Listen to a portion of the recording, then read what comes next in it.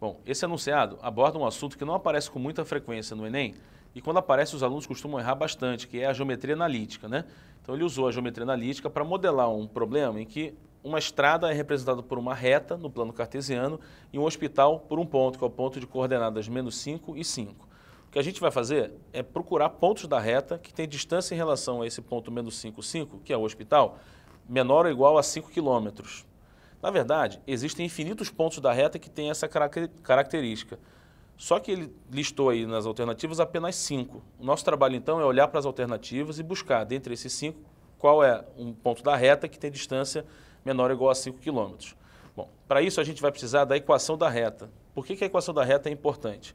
A equação, ela representa nada mais, nada menos do que a relação que vai existir entre as coordenadas de todos os pontos que pertencem à reta.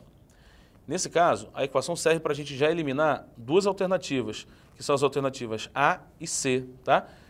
Com os pontos das alternativas A e C, a gente não satisfaz a equação da reta, portanto, eles já estão fora da nossa testagem.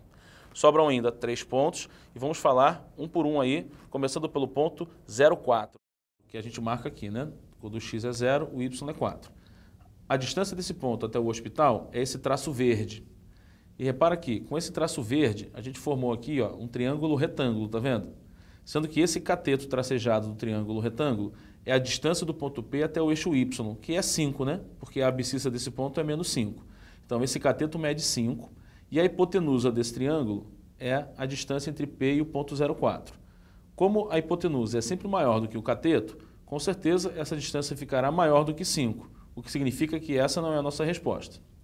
Bom, um outro ponto que a gente vai testar é o ponto 2,6, que é esse ponto que está mais à direita do que o eixo Y, tá vendo? Repara aqui, como a distância do ponto P até o eixo Y é de 5 km, se esse ponto está mais à direita que o eixo Y, então a distância até o ponto P será maior do que 5, também não é a resposta.